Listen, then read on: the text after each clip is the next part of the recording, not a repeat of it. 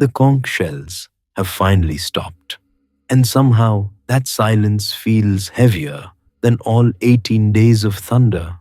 Victory is standing right in front of you, crowned in dust, wrapped in ash, looking like a stranger you don't want to greet. So, before you get comfortable, take a moment to like the video and subscribe, but only if you genuinely enjoy what I do here. And let me know in the comments where you're tuning in from and what time it is for you. It's always fascinating to see who's joining us from around the world. Now, dim the lights, maybe turn on a fan for that soft background hum, and let's ease into tonight's journey together. You're on the plain of Kurukshetra at the 18th dawn. Not the bright kind of dawn that promises mangoes and laughter. This one arrives slowly, cautious, as if the sun is stepping around what happened here. The air is thick, dust, old smoke, trampled grass, and that unmistakable iron tang that clings to battlefields long after the shouting ends. A faint breeze moves across the plain and doesn't refresh anything. It just rearranges the smell. Your feet find the ground by habit more than comfort. The soil is churned up, uneven, packed hard in some places and soft in others. Your sandals, if you're wearing any, feel like a joke someone told weeks ago and never stopped laughing at. This is not a place designed for footwear, or for sleep, or for dignity. All around you, quiet shapes, broken chariots resting at odd angles, standards lying down as if they're tired, a few horses wandering without direction, ears twitching at sounds that aren't there. And the soundscape, listen, no conch shells, no kettle drums, no commands snapping through the air. Just the far cry of birds and the soft, persistent whisper of cloth moving when someone shifts their weight. You're close enough now to see the Pandavas, not in a palace, not on carved seats, not framed by musicians and waving fans. They stand on the open earth like men who have forgotten where to put their hands. Yudhishthira is there, eldest, shoulders slightly rounded under a crown he hasn't even touched yet. His face looks washed out, as if the night drained every color from him and forgot to put it back. He keeps staring ahead, and the strange part is that there's nowhere safe to rest your eyes. Bhima stands nearby, enormous even in stillness. His chest rises and falls like a bellows that refuses to cool. He looks like he could wrestle the whole horizon. And yet, what would be the point now? Arjuna's gaze is fixed on the ground for a long time, then lifts, then drops again. The great bowman, the man of celestial weapons, here with morning light spreading over the plain. He looks like someone who has misplaced something precious and can't admit it's gone. Nakula and Sahadeva are quieter, as if the wind might scold them for making noise. Draupadi stands with them too, her hair unadorned, her garments plain now, her eyes steady in a way that makes your throat tighten. A queen, yes, and also a woman, standing where too many dreams have ended. No one is cheering, no one is throwing flowers. If anyone tried, the flowers would probably turn to dust before they landed. Somewhere behind you, a survivor coughs. The sound is small, ordinary, almost rude, like someone clearing their throat in a temple. And in a way, this whole plain has become a temple of a very different kind. You smell ghee from distant funeral fires beginning to wake again, not roaring yet, just a thin, sleepy thread of smoke, rising straight up until the breeze bends it. It carries a faint sweetness, mixed with something sharp and final. The morning is cool for a moment, then the heat starts to gather, the way it always does, It presses gently at first, then more insistently, as if the day itself is asking, "Are you still here? Are you truly still here?" You are. And the strangeness of it sits in your chest. Because yesterday, no, for 17 yesterdays, this place was nothing but movement. Chariot wheels, war cries, the scream of arrows. Now it's a vast field of after. If you look far across the plain, you can still make out the lines where armies once stood. It's like seeing the outline of a pot after the water has been poured out. The shape remains, but what filled it is gone. A few attendants move quietly among the fallen, covering what needs covering. They do it with practiced hands and exhausted eyes. No one says much. Words would be too thin. And then you notice something else. The way every survivor keeps glancing just once toward the same direction, where Dhritarashtra's camp would be, where Gandhari would be, where the women of the Kuru house, mothers and wives and sisters, are waking to a day that should never have come. The thought lands like a stone in your stomach, because the war isn't finished just because the weapons are quiet. There are faces still to meet.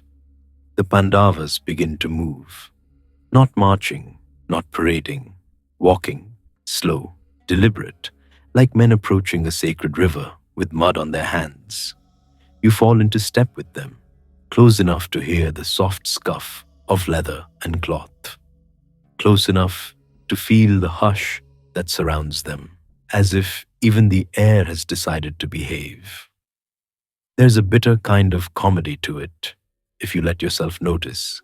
All that planning, all those vows, all those grand speeches about kingdoms and justice. And now the grand prize is paperwork, funeral rites, council seats left empty, a city waiting like an abandoned house. Someone, some nervous soldier, some clerk of the camp, has brought the royal parasol out of habit. It looks ridiculous here, hovering over grief like a fancy mushroom. No one tells him to put it away, and somehow that makes it worse and funnier at the same time. As you walk, the sun climbs a little higher. It strikes bits of metal half buried in the dirt, making sudden flashes of light. Brief, bright, then gone again, like memories. Yudhishthira pauses once, just for a breath. His eyes move across the field, and for a moment, his expression tightens as if he's swallowing something too large. He doesn't speak, he just continues. You can sense where this road goes. First, to the women who will not bless this victory. To Gandhari, blindfolded queen, who has carried darkness on her face for decades and will now see everything in her own way. Then, beyond that, back to Hastinapura, to halls that still smell of sandalwood and old arguments, to a throne that will feel colder than stone, to a kingdom where every household will count its missing and look up when you pass. And later, much later, the forest will call. Fire will flicker at the edges of old lives. A sea city will sink beneath restless waves. And one day, when even the weight of kingship becomes too much to hold, you will feel the road turn upward towards snow and thin air and the final climb. But for now, it is only the 18th dawn, only the silence after the conch shells, only the slow walk forward while the sun rises over a field that remembers everything, and you walk with them, step by step, breath by breath, into the long aftermath. The war is over, but the reckoning is just beginning. The sun is higher now, and the light is almost rude. It touches everything without permission. Broken wheels, torn banners, the dull curve of a fallen conch. A breeze moves across the field, and brings that same old mixture: dust, smoke, trampled grass, and the bitter tang of iron left too long in the open. Ahead, beyond the stretch of ruined chariots, the women have gathered, not in neat lines, in knots and clusters, as if grief has its own gravity and pulls bodies together. You walk with Yudhishthira, and you can feel how careful his steps are. He's a king now, in the way a man becomes drenched in rain, by standing in it too long, until there's no dry place left. His feet find the firmer patches of ground, avoiding the soft places no one wants to name. Every few paces, someone's sob rises and falls like a wave.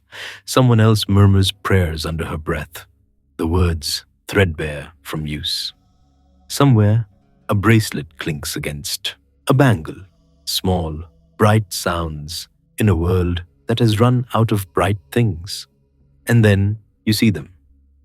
Gandhari sits among attendants, still as a carved river stone. Her blindfold is there as always, wrapped around her head in heavy cloth, tied with the kind of knot you don't make unless you mean it to last.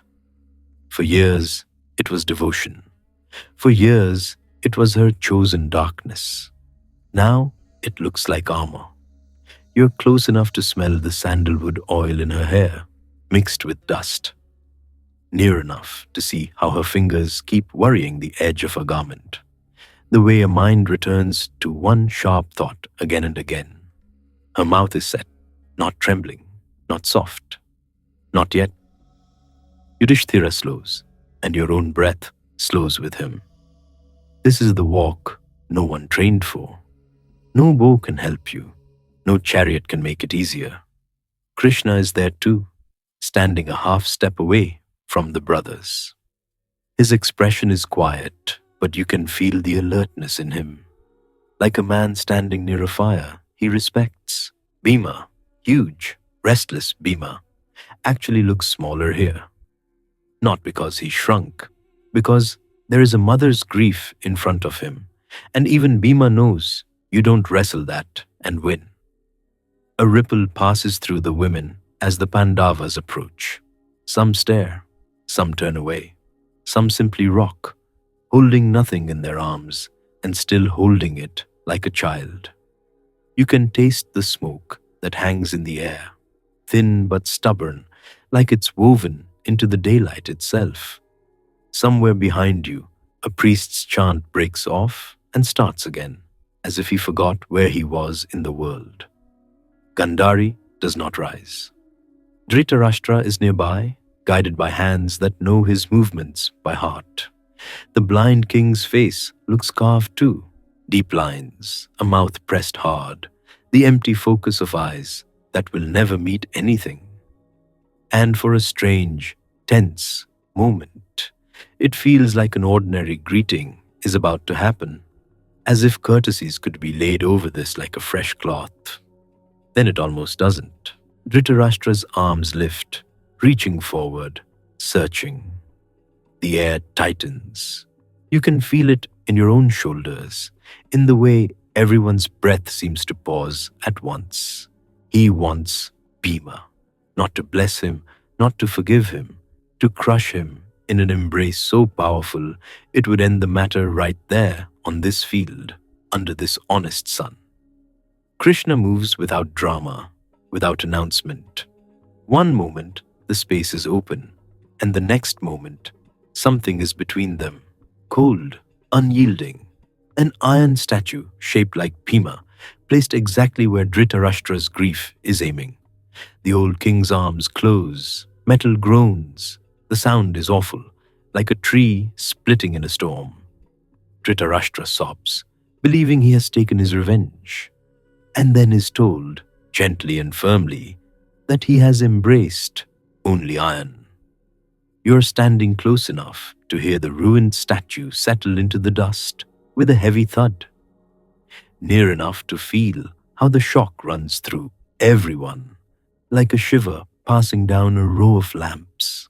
Bhima stands alive, and for once, he has nothing clever to do with his mouth.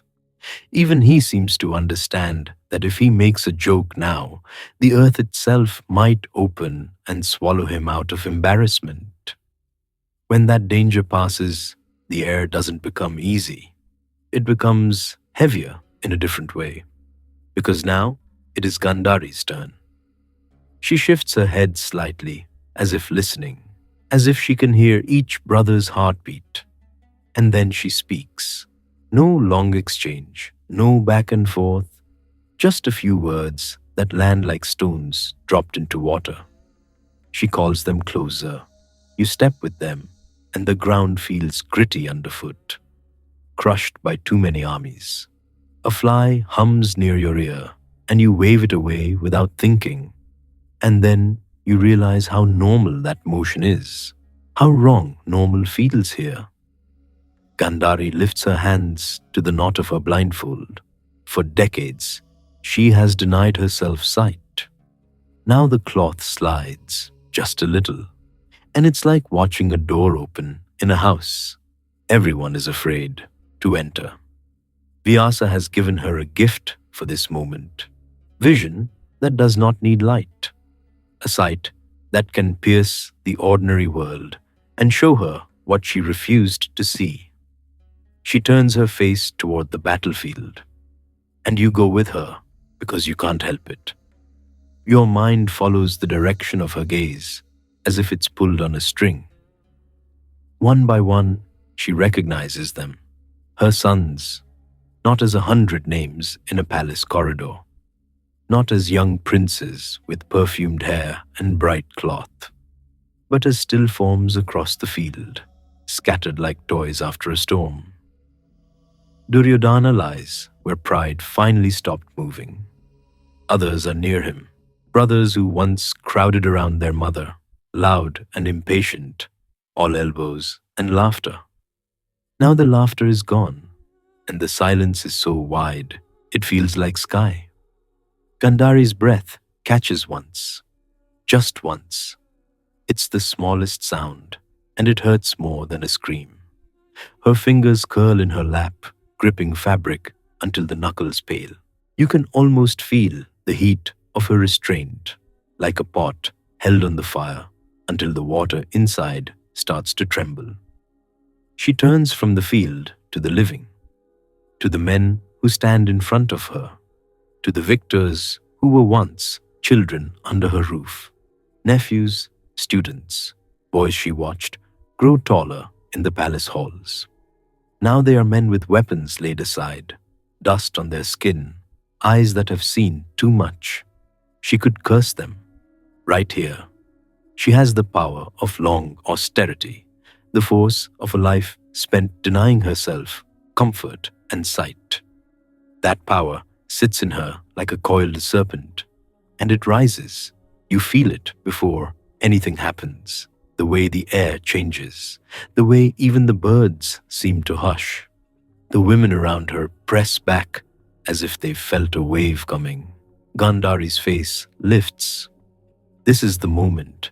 You can feel your own stomach tighten, as if your body knows what a mother's wrath can do when it has nowhere else to go.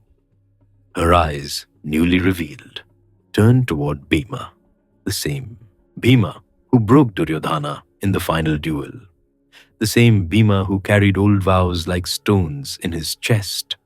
Bhima stands there, and for once, his mighty shoulders look unsure, like a bull that has wandered into a temple and suddenly remembers it has horns. Krishna steps just slightly, not a shove, not a dramatic leap, just a shift of his body into the line between Gandhari's gaze and the full force of her fury. And he guides Bhima with a touch and a look, wordless, practical. Bhima's hands move down, covering the part of him most guilty, the place where the blow was struck that should not have been struck. Gandhari looks. The power in her gaze lands like heat on stone. Bhima flinches, not from pain you can see, but from the weight of being seen, judged by a mother who has counted her sons and found the world empty. The ground seems to shimmer for an instant, a sharp smell, like cloth, singeing near a lamp, passes through the air, and then is gone. Bhima remains standing. So do the others. Gandhari's breath releases, and it is not relief. It is the sound of a door closing, hard. Her head turns slowly, away from Bhima, away from the brothers, until her face is aimed at Krishna. And now the grief that was held like a clenched fist finally opens. She pours it out, not in neat sentences, not in gentle words. She tells him what every mother on that field is thinking. He could have stopped this. He could have taken the war by its throat before it ever drew breath. He could have softened hearts, broken pride, ended the dice game poison long before it spread into armies. She does not say it timidly. She says it like an accusation that has been waiting years for its moment. Krishna does not flinch. He does not pretend he is surprised. He listens as if he has been listening for a long time. He answers without arguing in circles. He tells her the Kauravas had walked into their own end, step by stubborn step. He tells her he tried, more than once, to turn them back, but 100 sons with one shared hunger cannot be held by a single hand forever. Gandhari's grief is not softened by explanations, it sharpens. And then her voice changes, not louder, colder. She calls down a curse, not on the Pandavas, not the extinction she nearly unleashed in that first terrible moment. Not on the widows, not on the ordinary soldiers, on Krishna, on his people. She says that in 36 years, his own clan will tear itself apart. Not by enemy swords, not by grand war drums, by its own hands, in a madness that turns brother against brother. And for him, Krishna himself, she names a lonely end. A hunter's arrow in the forest. No palace, no crowd of worshippers, just the quiet of trees and the closing of an age. A hush spreads outward as her words settle. You can hear the smallest things again, a leaf scraping over dust, a woman's bangles clicking as her hands tremble, the faint creak of leather on a saddle somewhere behind the crowd. Krishna bows his head. He accepts it the way a man accepts the monsoon, knowing it will come, whether he argues with the sky or not. He does not try to bargain her down from it. He does not ask her to take it back. In that acceptance, there is something almost gentle. Not kindness, exactly. Completion. Gandhari's shoulders sag a fraction, as if the curse has taken some of the weight out of her chest and placed it into the world. For a heartbeat, you think she might weep, but she doesn't, not yet. Instead, she turns back toward the field one last time, as if her eyes cannot help themselves, as if they must confirm again the shape of her loss. 100 sons, 100 doors closed, 100 voices gone from the palace halls. Yudhishthira stands before her, hands lowered, head bent, the posture of a man who would kneel if the ground asked him to. He does not try to defend himself. There is nothing to defend. The heat of the day presses down, and sweat slides along your spine under your cloth. A gust lifts dust along the ground, and it swirls around ankles and hems like a ghost trying to remember how to dance. Somewhere, a conch shell lies half buried, silent and useless now. Its mouth points toward the sky, open as if it still expects breath. Gandhari's blindfold hangs loose now, no longer covering her eyes. It rests around her neck like a fallen banner. The darkness she carried for decades is gone from her face, but the darkness she sees, this field, this aftermath, has found its place inside her. And as you stand there with the victors and the ruined, with Krishna in the middle like a quiet wall, you understand something without anyone saying it aloud. The battle ended. The war did not. Not in the heart, not in the memories, not in the long road that begins here, in a mother's grief that turns into prophecy and rolls onward, steady as time itself. They won the throne. Now they had to sit in it. The road back to Hastinapura is long enough for the dust to settle on your eyelashes, long enough for victory to stop feeling like a shout and start feeling like a stone in the mouth. The chariots roll slower than they used to, not because the horses are tired, though they are, but because no one has the heart to hurry. Wheels creak, leather straps sigh. Somewhere in the line, a standard flaps once, then hangs limp again. You smell the river before you see it. That cool, muddy sweetness, mixed with smoke from distant cooking fires. The wind off the water feels like mercy on your skin, and for a moment, you almost believe the world can be washed clean. But then you look at the men walking beside the chariots, bandaged arms, hollow faces, eyes that don't quite land on anything. Even Bhima's stride has a heavier rhythm now, like the earth itself is asking him to tread gently.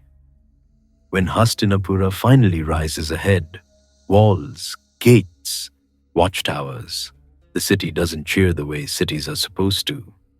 There are people, yes, faces crowding rooftops, women holding children, old men leaning on staffs. But the sound that comes is not celebration. It's a careful, tentative murmur, the way a forest goes quiet when it hears a tiger. You're standing near the gate as the Pandavas pass under it, and the stone above you holds the day's heat. Incense burns somewhere in the distance, but it can't hide the smell of sweat and travel dust. Someone tosses a handful of flowers, then stops, as if remembering there's no proper way to throw blossoms onto a funeral. Yudhishthira keeps his gaze forward. His shoulders are squared, but his face has that look of a man carrying water in a cracked pot. Careful with every step, certain he will spill. Inside the city, familiar streets feel unfamiliar. Shops are open, but not lively. The metalworker taps his hammer softly, like he doesn't want to wake the dead. A potter's wheel turns, but slowly, as if it too is grieving. You catch snippets as you walk, names said under breath, questions that don't dare become accusations. Everyone has counted, everyone has lost someone. The palace gates appear, tall and polished, and for a moment, you almost expect them to be comforting. Home, order, marble floors, and shaded corridors. But when you step inside, the air is strangely thin, as if the palace has exhaled and forgotten how to breathe back in.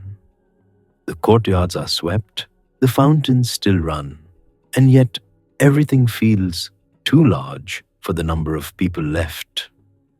The throne hall waits at the center like a hollow drum. You enter, and the sound of your own footsteps surprises you. They echo. That's the first thing you notice. Once, this hall swallowed noise, laughter, arguments, the stamp of guards, the rustle of silks. Now, each step rings out, clear and lonely, bouncing off pillars that have heard too much. The pillars are carved with old victories, lions and lotuses, kings with bows raised high. All of it looks slightly foolish in the late afternoon light, as if stone itself is embarrassed. The ministers' places are set because custom is stubborn, seats arranged in rows, cushions laid out. But so many of those seats are empty. You feel it in your body, this absence, like missing teeth. Where voices used to rise, there is only space. Where counsel used to tangle and twist, there is a hush that tastes like ash. Kripa is there, steady as a lamp that refuses to go out. Yuyutsu too, the one Kaurava who chose this side, standing with the posture of a man who knows he will never be fully forgiven by either bloodline. A few old attendants move like shadows, eyes lowered, hands busy with tasks that don't matter. And Dhritarashtra sits in his place, blind eyes turned toward the sound of everything. He wears clean cloth, royal cloth, but it hangs on him differently now. His hands rest on his knees, still and heavy. Gandhari is not far. Her presence is like a closed door in a quiet house. You don't need to look at her to feel her there. Kunti stands with the Pandavas, her face calm in the way mothers become calm when there is no room left for panic.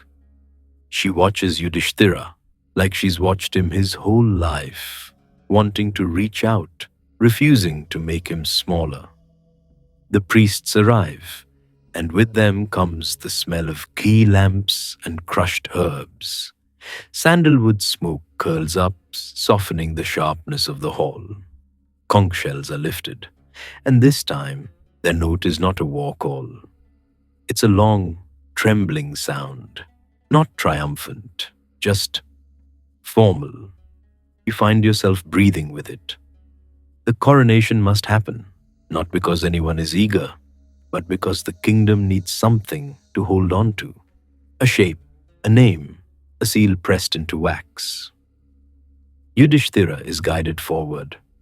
He has bathed and been dressed in fresh cloth, but you can still see the war on him. Not as dirt, not as wounds, more like a shadow behind the eyes. They lead him to the central space, where the anointing vessels wait. Water from sacred rivers, jars of scented oil, bowls of grains and flowers, everything arranged with care, as if careful arrangement can keep the world from falling apart again. You stand close enough to see his hands. They don't shake. That almost makes it worse. The priests begin their chants. Their voices rise and fall like a steady boat on the Ganga. The rhythm is soothing, even here, even now. A crown is brought out, golden, heavy, worked with stones that catch the lamplight. It looks like something meant for a story about prosperity. Someone, an attendant who used to do this without thinking, hesitates, then lifts it as if it might burn. And for the smallest moment, you can see the absurdity of it. A crown after Kurukshetra, as if the head beneath it hasn't already been weighed down by 100 funerals. Bhima leans slightly toward Arjuna, and you can tell he wants to say something sharp. He doesn't. Either restraint has finally visited him, or he's too tired to spar with ceremony. Still, when the priests begin listing the gifts that should be given, cows, gold, fine cloth, you feel Bhima's frustration radiate like heat off a stone. Because the treasury is not what it used to be. The war ate it. 13 years of exile ate it. Feeding armies ate it. Somewhere, a steward is doing frantic counting in his head, calculating how many cows exist in a kingdom where so many fields are empty. The water is poured over Yudhishthira's head. It runs down his hair, down his temples, and drips from his jaw in clear beads. The scent of lotus and vetiver rises with it, cool and clean. You can almost pretend this is a beginning. The drums sound, soft, restrained, like they've been told not to offend the dead. A few courtiers clap, then stop, uncertain whether applause is appropriate or cruel. And then the crown is placed. Yudhishthira's neck tightens under its weight. For a heartbeat, you expect him to look up and smile, because that's what kings do. Instead, he closes his eyes briefly, as if he's accepting a sentence. In the hush that follows, a single phrase from the priests floats through the hall, gentle as a falling leaf. May you protect, not conquer, not expand, protect. You feel the temperature change as evening approaches. The marble underfoot cools, lamp flames steady. Outside, peacocks call once, sharp and lonely. Dhritarashtra is asked, through ritual, through custom, through the slow machinery of duty, to acknowledge the new king. He does it. His head inclines. No one misses the strange shape of that moment. A father of 100 sons giving the kingdom to the men who brought them down. It is done without drama, but the air holds the weight of it anyway. Gandhari remains still. Her face is composed in the way stone is composed. You can't tell if she's offering restraint or simply refusing to give anyone the relief of her reaction. When the final blessing is spoken, the hall exhales, not in joy, in release. The ceremony breaks apart into small emotions. Attendants stepping forward with trays, guards shifting their spears, women adjusting the edges of their veils, life returning in tiny careful threads. Yudhishthira is led to the throne itself. It sits on a raised platform, polished and high-backed, carved with the same lions that prowl along the pillars. But with the hall so empty, it feels oversized, like a seat made for a giant who never came. You watch him approach it, and you realize this is the real trial. Not standing in front of priests, not wearing a crown, sitting. He lowers himself onto the throne, slowly, as if he expects it to accuse him.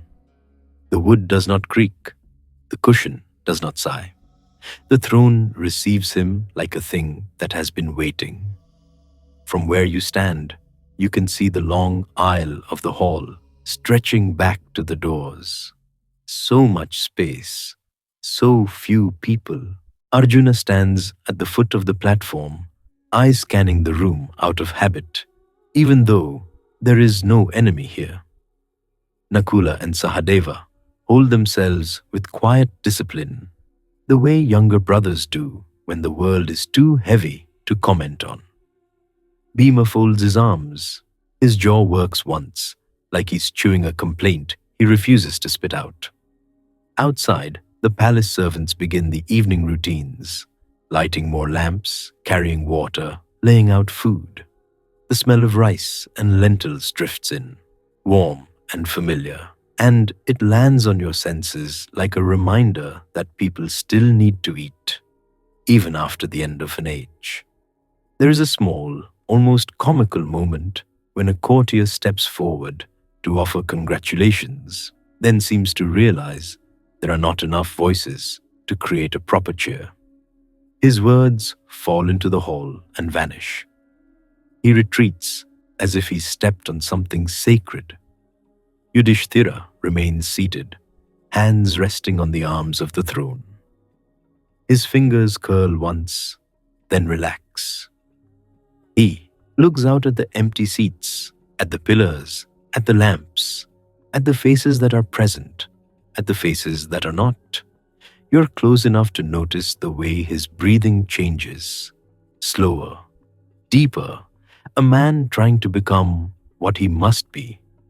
And yet, even here, even crowned, he looks less like a victor than a guardian standing watch over a city of ghosts. Night begins to settle outside the palace windows, darkening the courtyards. The lamps turn the hall into a soft pool of light, surrounded by shadow. Somewhere far off, a dog barks in the city, a simple, ordinary sound. It reminds you that the world keeps moving, even when the heart wants it to stop. The coronation ends, the crown remains, and in the quiet that follows, one truth presses closer than any drumbeat. There is still someone out there who has not yet left this world. Bhishma, the grandsire, still lying on his strange bed, waiting. The new king sits in his throne, but his next steps will not be taken in marble halls. They will be taken on dust and grass, toward an old warrior who chose his own moment to fall and chose, somehow, to keep teaching until the very end. But there was one more teacher waiting, one who refused to leave until he'd said everything. Dawn comes thin and pale over Hastinapura, as if the sun itself is tired of grand entrances. In the courtyard, the horses snort softly, steaming in the cool that lingers before heat returns. You smell leather tack, damp earth, and the faint sweetness of crushed marigolds from yesterday's unwanted celebration. Yudhishthira steps down from the palace threshold without ceremony. No royal umbrella, no drums begging the world to be impressed, just a man in plain cloth, with his brothers behind him and a weight on his shoulders that no crown can balance. Bhima is already scowling, because Bhima scowls the way other people breathe. He looks like he's about to argue with the sunrise. Arjuna adjusts his gloves, quiet, eyes fixed far ahead, as if the road itself might say something he's not ready to hear. You climb into the chariot with them, and the wheels begin to speak. Wood on stone, stone to dust, dust to open road. Hastinapura slips away behind you, its towers turning small, then softer, then swallowed by morning haze. And with every mile, the air changes. The smell of kitchens and city smoke fades. The smell of old grass and sun-baked soil comes in. Then something else, faint, dry, like ashes that never fully left the wind. Kurukshetra is not far, not in miles, but it feels like traveling into a memory no one wants to touch. You see the land flatten, stretching wide beneath a sky too big to argue with. Birds circle in slow loops, not hurried now, not startled by conches or war cries. The silence has a thickness to it, like warm cloth laid over the world. Every so often, you pass men working the fields again, because life insists. They look up at the chariot, recognize the faces, and then quickly look down, not from disrespect, from exhaustion. By mid-morning, the heat begins to press its palm against your neck. The chariot wood is warm under your fingers. Sweat gathers where your clothes touch skin, and dust clings to it like it's making a claim. You're close enough to see Yudhishthira's hands resting in his lap. They're steady, but the knuckles are pale, like he's holding something inside that would spill if he loosened his grip. And then you feel it, the moment the road becomes the field. The ground under the wheels turns softer, more uneven. Grass grows in patches, stubborn and bright in places, flattened and broken in others. A few torn banners still stand far away, not heroic now, just abandoned cloth snapping gently in the breeze. Ahead, a small encampment sits like a hush gathered into shape. Low tents, a few sages moving slowly, like shadows in daylight. A fire burning without drama. And in the center of that quiet circle, on a bed that should not exist and yet does, Bhishma. You've heard the phrase so many times, it almost becomes ordinary. Bed of arrows. But when you see it, your body understands before your mind can make it neat. He lies raised above the ground, held by shafts that look like reeds from a distance, until you're close enough to see their metal tips catching sunlight. Not dripping, not grotesque, just impossible. A warrior turned into a resting place, the battlefield's last stubborn miracle. The air around him smells of ghee and smoke and medicinal herbs crushed between stone. Someone has been careful here. Someone has been kind. As you step down from the chariot, the dust puffs around your ankles. It coats your toes, your hem, the edge of your breath. You feel like you're walking into a room where someone is sleeping, except the room is the whole earth. Yudhishthira approaches first. No crown, no throne voice, just a man walking toward the one he called grandsire since childhood. Bhishma's face is calm, weathered like an old riverbank. His eyes, still sharp, still knowing, turn toward the sound of feet, the shift of air. You can sense it, that strange intimacy. This is not a victory visit. It's family, arriving late to a bedside. Bhima hangs back, arms crossed, jaw working. He looks like he wants to argue with the bed itself. Arjuna stands nearer, quiet as a shadow, because Arjuna knows what those arrows are. He knows which hands sent them. A sage offers water in a small clay cup, but Bhishma's lips barely move. His throat is dry. The cup looks too small for what he's endured. And then, with a kind of weary tenderness, Bhishma asks for water in the old way. Water worthy of a warrior's passing, water drawn from the earth itself. You watch Arjuna's shoulders tighten. Of course, it has to be him. He steps forward, not proudly, not as a display, just as a son does when an elder asks something only he can give. He lifts his bow. The string gives that soft, tense hum, like a breath held in the chest. He aims not at any enemy, but at the ground, beside Bhishma's bed. The arrow flies, a clean sound, a small impact, and then the earth answers.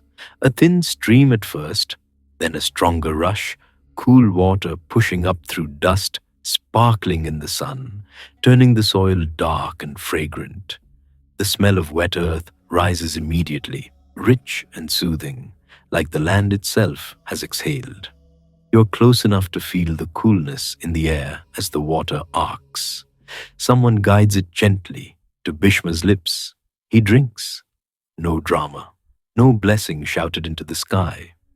Just an old man taking water and the world feeling briefly correct. When Bhishma speaks after that, his voice is not loud. It doesn't need to be. Everyone leans in without being told. For 58 days, he has been doing this, teaching from that strange bed, while the sun crawls across the sky and the survivors try to learn how to live. He speaks to Yudhishthira as if the war is a storm that has passed, and now the real work begins.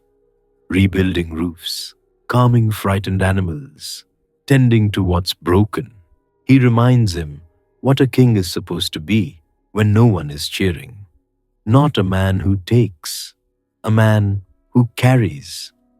He talks about listening, really listening, to the people who don't enter royal halls, the farmers who stare at their empty granaries, the mothers who have stopped singing because there is no one left who needs lullabies.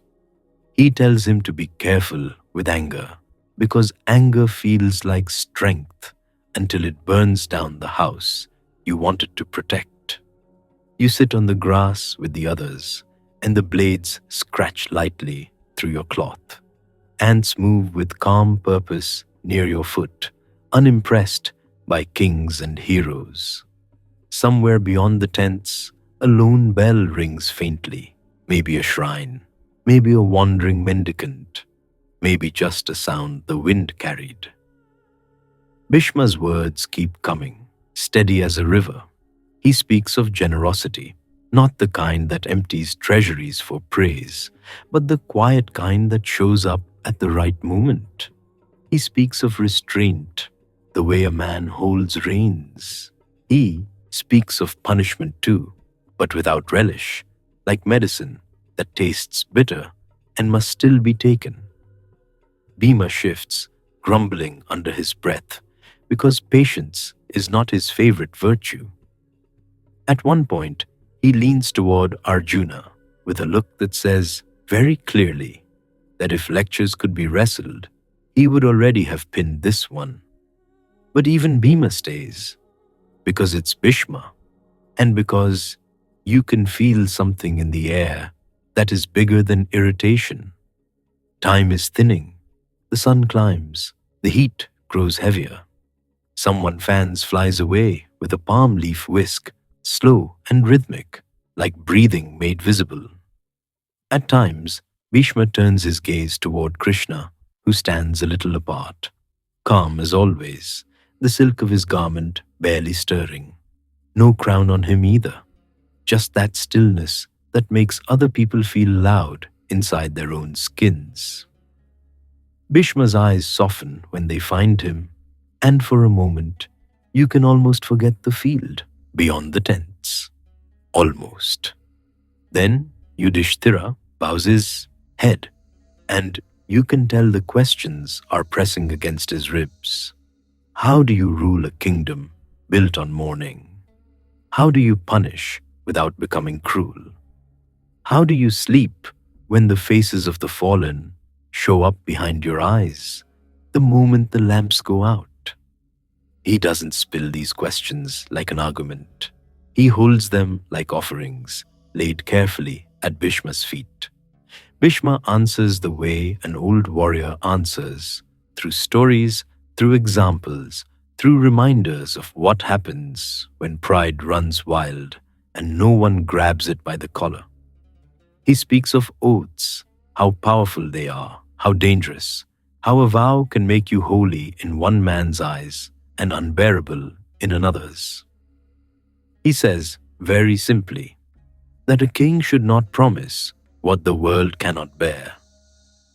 And you see Yudhishthira flinch slightly, because promises are his sharpest trap. He promised truth. He promised fairness. He promised to play a game he should have walked away from. Bhishma doesn't scold him like a schoolmaster. He doesn't need to. He just tells him with that calm clarity that dharma is not a clean robe you put on and keep spotless. It's more like walking through a monsoon street with a lamp. You try to keep the flame alive. You do your best not to slip. You keep going anyway. At one point, Bhishma's voice fades for a breath, and the whole encampment seems to pause with it. A breeze arrives, sudden mercy. It moves over your skin, cooling the sweat at your temples. It carries the scent of wildflowers from somewhere you didn't notice before, as if the earth is trying, quietly, stubbornly, to be beautiful again. Bhishma's eyes close for a moment. When they open, he looks straight at Yudhishthira, and you can feel the weight of a lifetime in that gaze. He reminds him that ruling is not a reward. It's a responsibility that never stops asking for more. He tells him to choose good ministers, not flattering ones, to watch the treasury, yes, but to watch the people even more, to honor the learned, but also to honor the honest worker whose hands keep the city alive. And when he speaks of justice, he speaks of it like a blade that must be handled carefully. Too dull and evil grows bold. Too sharp and you cut the innocent by accident. The hours pass in this hush. Sages come and go, offering herbs, adjusting cloth, murmuring prayers under their breath. A few soldiers linger at the edge of the tents, standing guard out of habit, as if war might suddenly return and demand its old routines. You see Arjuna watching Bhishma when no one else is looking. There's sorrow there, yes, and something else too. Relief, maybe, that Bhishma is still here to be spoken to, because some apologies are too heavy to say outright. So you show up, you listen, you stay. By late afternoon, the light turns honey-colored and shadows stretch long over the grass. The air cools again, just a little, and someone lights a small lamp near Bhishma's bed. The flame is steady. It makes the arrows look like dark reeds against gold light, softer than they have any right to look. Bhishma begins to speak of leaving, not with fear, not with drama, just as a traveler speaks of a road he has walked in his mind for years. He has been waiting for the sun's turning, for the season that feels right. He has held himself here through sheer will, through that strange boon of choosing his time. And now, that time is near. Yudhishthira's breathing changes. You hear it, even if you're not trying to. The inhale catches, the exhale takes longer. This is the moment. You can feel it in your own chest, like a string pulled tight. Bhishma offers final counsel, the kind that doesn't try to cover every rule, because life is not a ledger. He urges kindness without weakness, firmness without cruelty, truth without arrogance. And then, very gently, he asks them to let him go without clinging.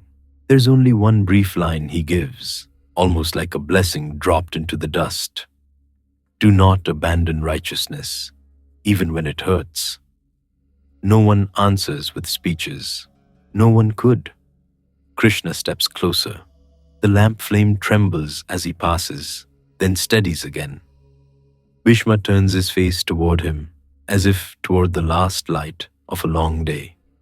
His expression softens into something like peace, earned, not gifted. The encampment grows still. Even Bhima, who could wrestle a mountain and complain about it afterward, stands quiet now.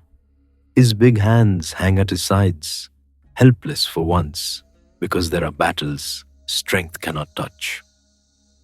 A bird calls out from somewhere far away, a single note that sounds lonely and brave at the same time. The wind moves through the tents, the grass bends, then rises again. Bhishma's breath slows, not suddenly, not violently, just gradually, like a river easing into the sea. His eyes close, and something in the world changes, not with thunder, not with celestial fireworks, but with the simplest truth. A great presence has withdrawn. For a long moment, nobody moves. You feel the warmth of the day fade in, replaced by the cool that comes after sunset. The lamp's glow seems brighter now that night has begun to gather at the edges of the field. Yudhishthira bows low, forehead near the earth, dust touching skin. When he rises, his eyes are wet, but his face is steadier, not healed, not happy, steadier. The chariot ride back begins in near silence. The wheels turn again, speaking their low wooden song. The road is the same road, but you can feel that something has been placed inside Yudhishthira. Heavy, yes, but shaped like purpose. Behind you, Kurukshetra recedes into dusk. The tents become shadows. The lamp becomes a star close to the ground. And ahead, Hastinapura waits, still grieving, still hungry, still full of people who need a king who can hold sorrow without drowning in it. You sit with that quiet as the night air cools your skin. A faint smell of jasmine drifts in from a roadside grove. Somewhere, a bullock cart creaks along in the dark. Ordinary life, stubborn as grass. Bhishma is gone, but his last lesson rides with you, as steady as the chariot wheels.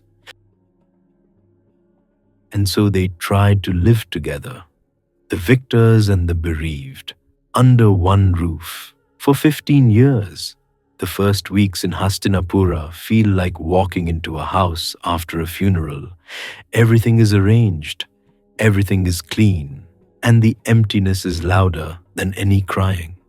The streets still smell of dust and old smoke. The market has returned, yes, but it moves carefully, like a deer stepping into a clearing.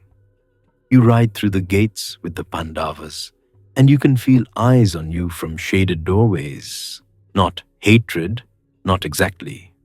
More like a question nobody dares to ask out loud. The palace itself is cool in the mornings, marble underfoot, damp from the night air, but it warms fast. By midday, the courtyards shimmer and the peacocks pick at grains as if nothing at all has happened. Inside, the corridors carry echoes, even when no one speaks. Yudhishthira does what Bhishma asked. He sits, he listens, he signs orders, he hears petitions. He keeps his voice steady, even when his hands tighten around the armrest of the throne. And in the same palace, close enough to hear the same temple bells, Dhritarashtra lives. So does Gandhari. So does Kunti. That is the arrangement, not for a day, not for a week, for years. You feel it most at mealtimes. A long hall, low lamps, even in daylight, warm rice, ghee, cumin, sweet jaggery, drifting from covered bowls.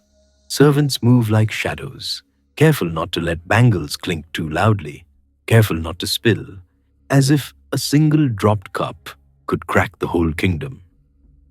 Dhritarashtra sits with his face angled slightly upward, as though he can hear the food before it arrives. His hands, still strong, still kingly, hover for a moment over the plates until a servant guides them. Gandhari sits beside him, blindfold in place, her posture straight as a pillar. She eats by touch, a pinch of salt, a bit of rice, slow. Kunti sits near them, quiet, attentive, never quite relaxed. Her hair has more silver now. Her wrists are bare more often, jewelry left unworn like a decision. Across from them sit the men who brought down Gandhari's sons, and Draupadi. You're there too, in the strange hush between spoon and mouth, feeling how every swallow has to travel through memory first. Sometimes Bhima arrives already tense, shoulders high, jaw working. He truly tries, to behave like a prince in a court of peace. But Bhima is Bhima. If a servant offers Dhritarashtra something rich, something soft, Bhima's nostrils flare. The old king eats like a man who has forgotten what hunger is, and Bhima remembers too well what it cost to feed him. More than once, you see Bhima's fingers drum the table, faster and faster, until Yudhishthira's glance catches him, quiet, warning, tired. And Bhima stops. Barely. A few times, he does not stop in time. He mutters something sharp about feasts and fathers and the price of grain. Not a speech, just a thorn, tossed casually, the way someone might toss a bitter seed from their mouth. The hall goes even quieter. A lamp flickers. Gandhari's face does not change, but her fingers pause above the plate for the smallest moment, as if she's listening not to the words, but to the hurt behind them. Dhritarashtra breathes in slowly. He says nothing. He has practiced silence his whole life. After, when everyone rises, Draupadi's silk brushes the floor with a soft hiss. She walks past Gandhari without looking, because Gandhari cannot look back. Yet you can still feel the weight between them, like heat trapped in stone. You follow them out into the courtyard, and the sunlight hits your eyes hard. The air smells of neem leaves warming in the sun, and somewhere a conch shell blows for a midday rite. Ordinary sounds, stubborn as ever. At night, the palace changes, the corridors cool, the torches spit and crackle. The smell becomes oil and ash and sleeping flowers. Outside, the city settles, dogs curling in doorways, carts stilled, the last calls of vendors fading into the dark. This is when you hear him, not loudly, just enough. Dhritarashtra weeps in the dark, the way an old tree might creak in wind, slow, helpless, private. Sometimes it's only breath catching and releasing. Sometimes a low sound slips out before he can swallow it. Gandhari sits near him, her blindfold still tied. She does not remove it, even now, even when no one is watching. Her hands rest in her lap, fingers curled. as if holding something that isn't there. Kunti sits with them like a lamp left burning in a corner. She doesn't speak much. She just stays. You stand in the doorway once, unseen, and you feel the strange truth of it. All three of them are old. All three of them are surrounded by ghosts, and yet they rise the next morning and eat and sit and breathe, as if that alone is a kind of penance. Seasons begin to turn with a steadiness that feels almost rude. The first monsoon, after the war, arrives with a crash of thunder and a smell of wet earth so deep it makes your chest ache. Rain drums on palace roofs, pours from stone lions' mouths, fills the courtyards in shining sheets. Hastinapura drinks and drinks, and with the rain comes rebuilding. Walls repaired, roof tiles replaced, granaries measured, new scribes trained, because so many hands that once held pens now lie beneath ash. Yudhishthira spends long mornings in council.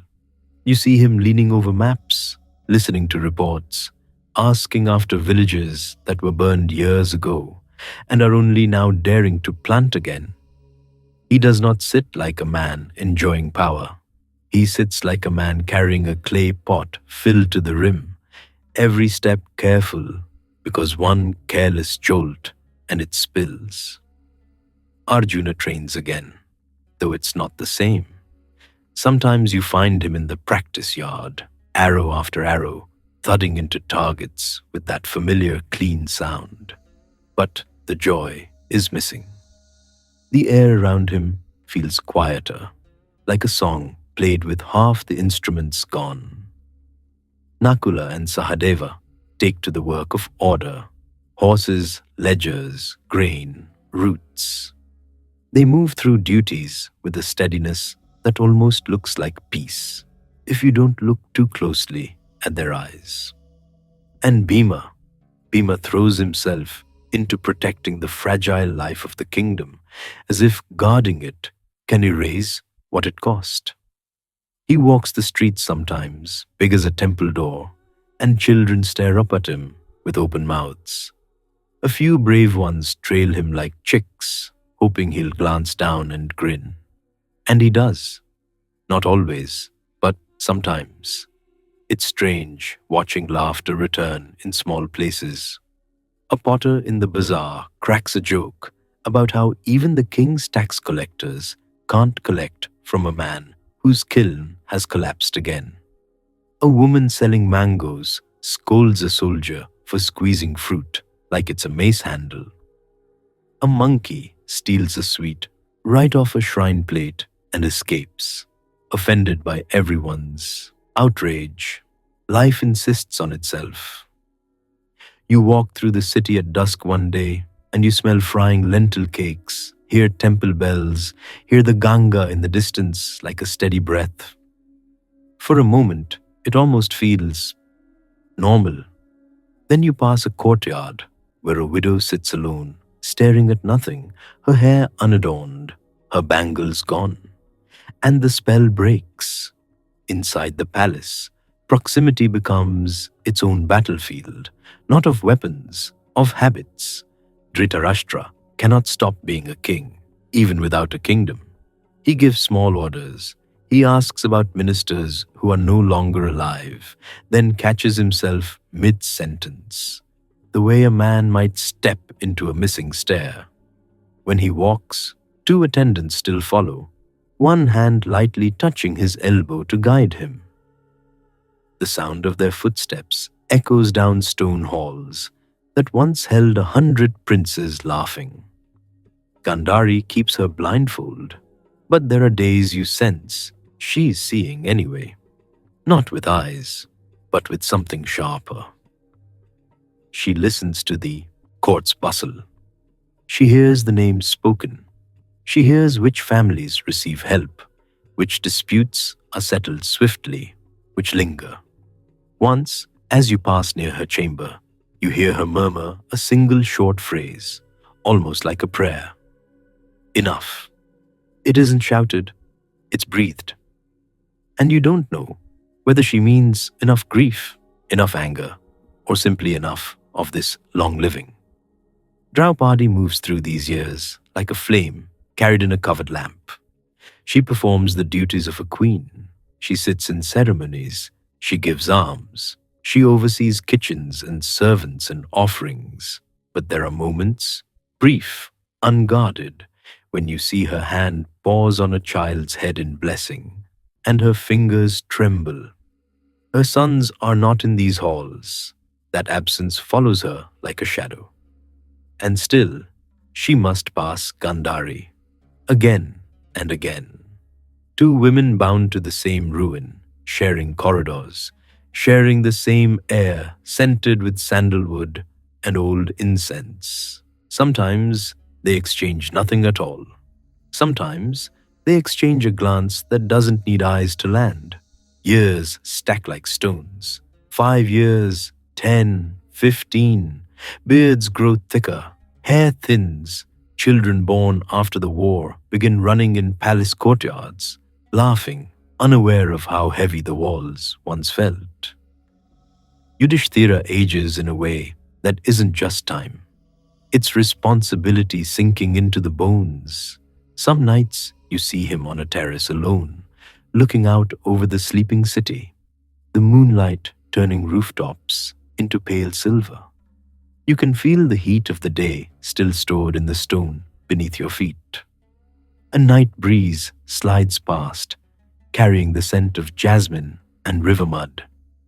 He rubs his forehead, slow, as if trying to soothe away the faces that still rise when he closes his eyes. In those years, the palace learns a strange rhythm. On festival days, they hang garlands anyway, marigolds and mango leaves, bright against carved pillars. Drums beat in the distance, priests chant.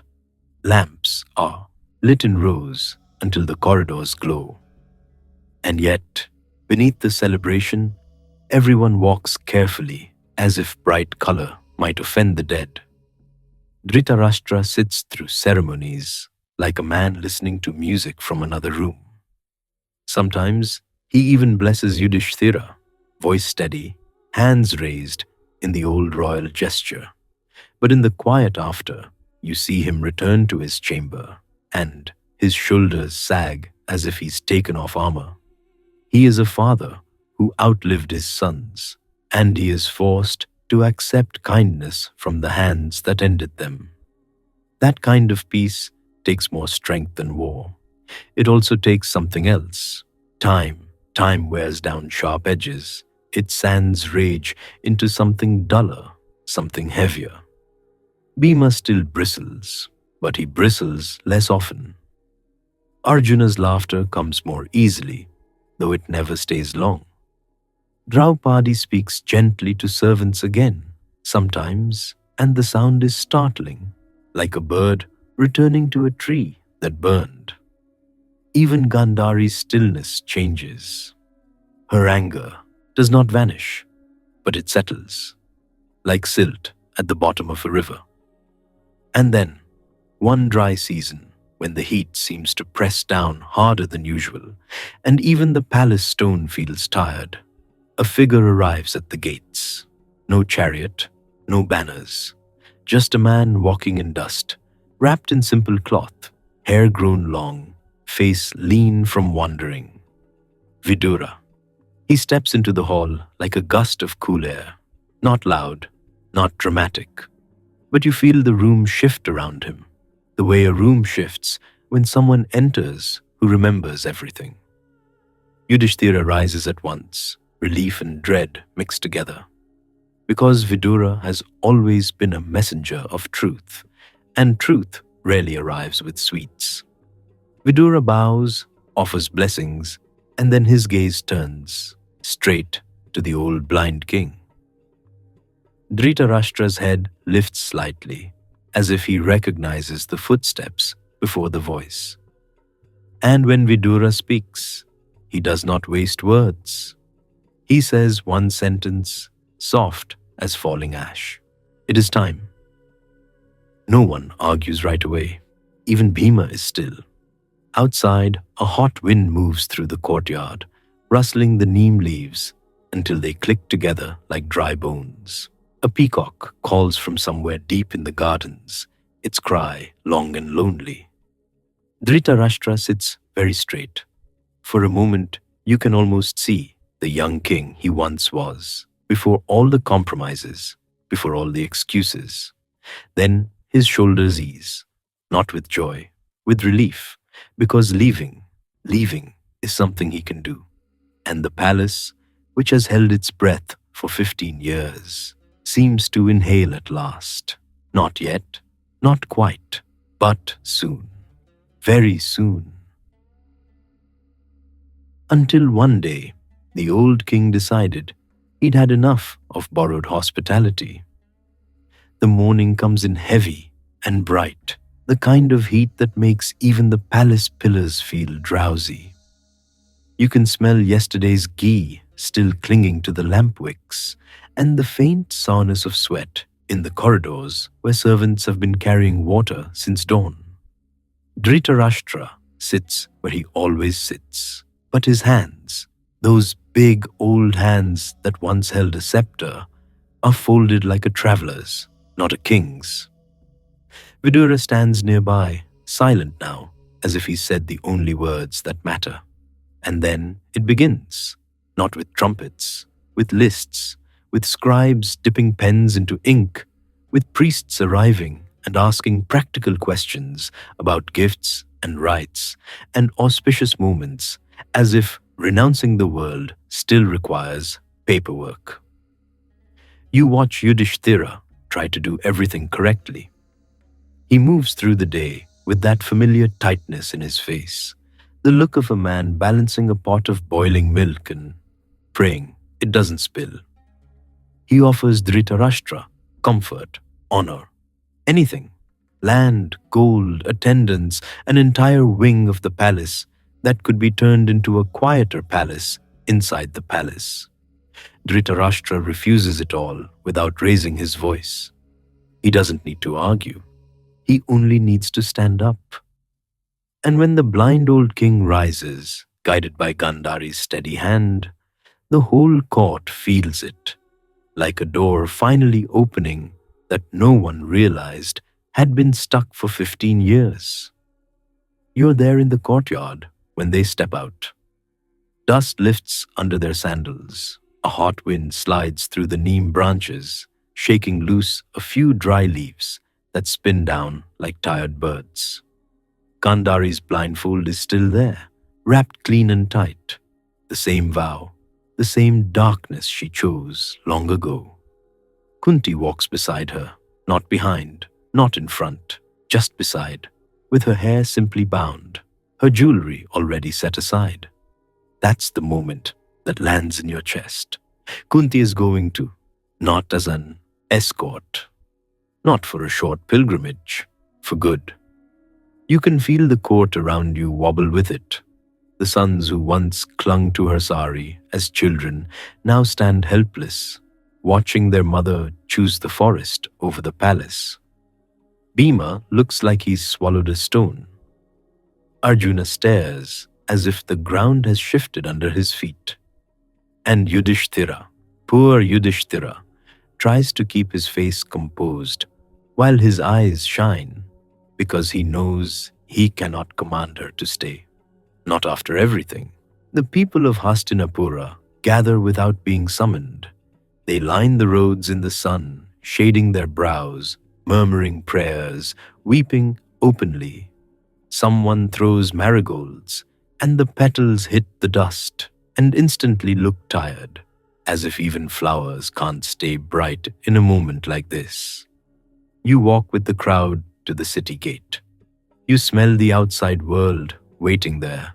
Cattle, smoke from cooking fires, river mud carried on the wind. And then the old generation leaves the city behind. No throne, no canopy, just feet on earth, moving away. Days soften into weeks. The road leads them toward the Ganga, where the air turns damp at night, and the mornings come with a thin white mist that makes the trees look like ghosts standing politely at a distance.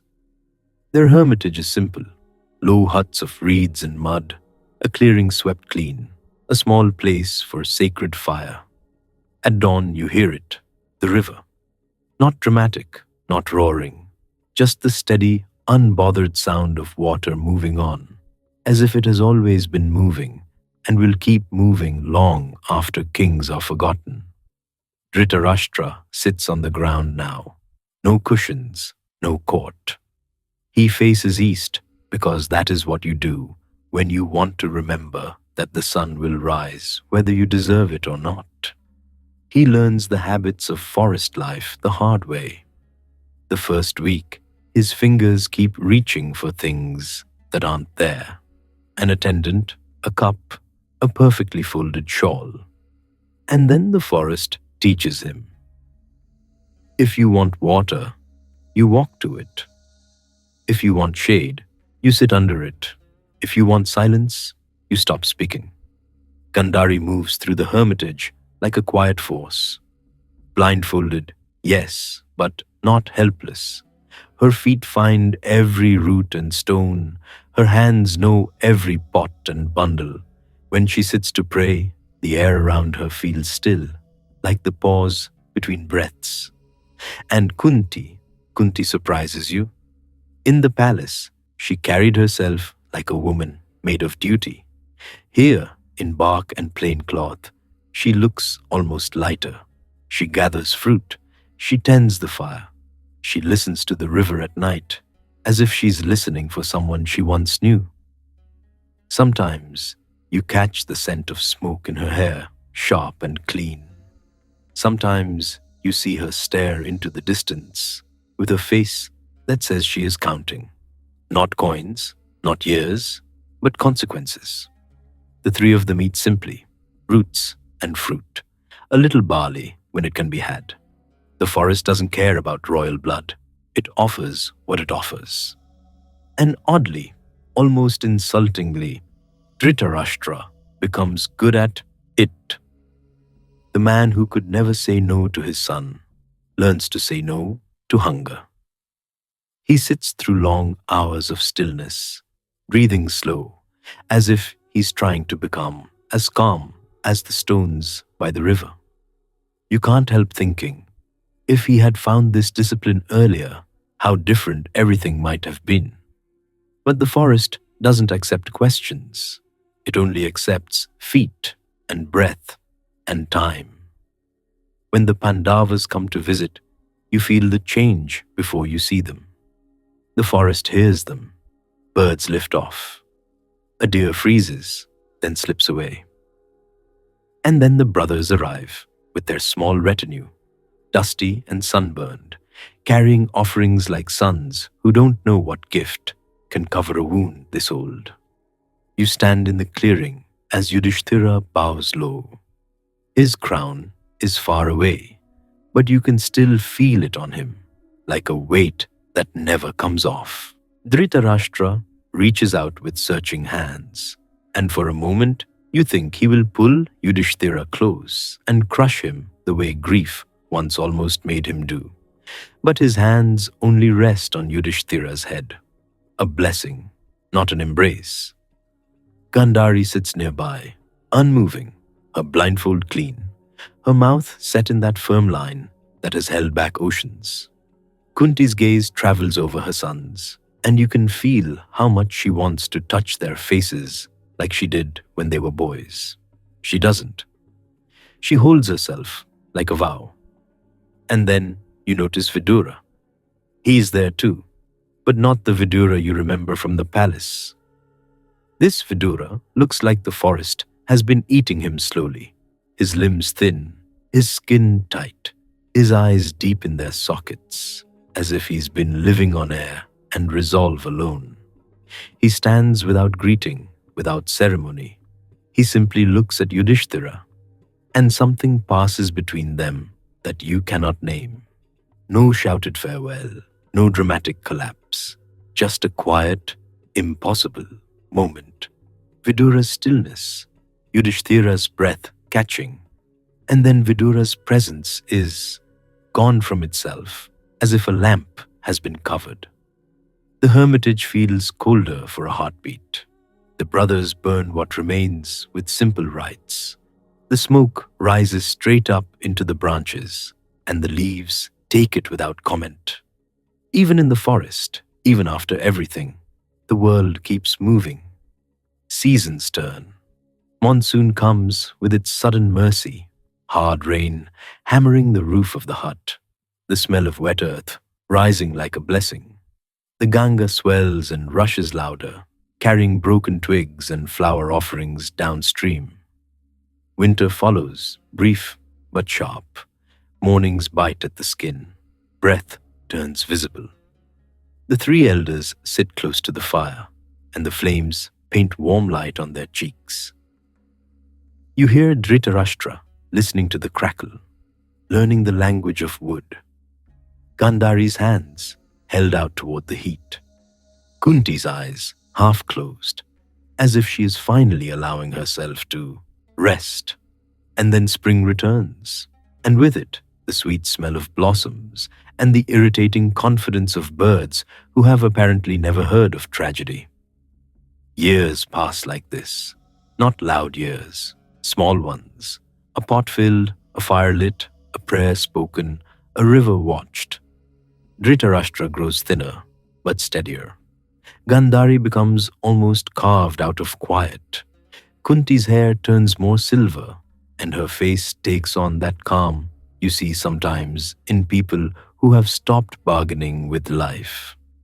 When the Pandavas visit again, it feels less like a royal inspection and more like sons trying to memorize their mother's face before it becomes memory.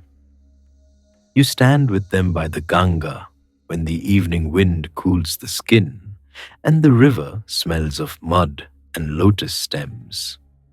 The sky turns the color of old copper, and the forest, for a moment, seems gentle. The end doesn't arrive with a drumbeat. It arrives as smoke. A messenger comes running to Hastinapura, dust-caked, breathless, eyes wide with the kind of shock that makes a man look younger and older at once. You're in the palace when the news reaches the brothers. Even before the words, you feel it. Servants pausing mid-step, the air going tight, the lamps burning too steadily. The messenger speaks of a fire in the forest, a wildfire that moved fast, fed by dry wind and dry grass, flames leaping from tree to tree as if the whole jungle had decided, suddenly, to exhale. He tells them the hermitage was caught, that attendants tried to lead the elders away, that there was a moment, just a moment, when escape might have been possible. And then the part that makes the room go very quiet. Dhritarashtra, sensing the end had come, did not run. He walked toward the fire, like a man walking toward a doorway he's been waiting to open. Gandhari followed him, still blindfolded, still faithful to the darkness she chose. And Kunti did not turn back, not to her sons, not to the palace, not to the life waiting for her if she had wanted it. She stayed. You can feel Yudhishthira sway slightly, as if the ground has become unreliable. Bhima's hands clench so hard, his knuckles pale. Arjuna stares at nothing, blinking slowly, as if he can't make the words settle into shape. Because the war took so much from them, and still, they always thought their mother would be there at the end, like a lamp kept burning in a back room. Now that lamp is gone, not stolen, not snuffed out by an enemy, given, offered. Return to the fire that waits for everyone, sooner or later. You step outside with them afterward, because the palace feels too crowded for grief. The evening air is warm, carrying the smell of jasmine from the gardens.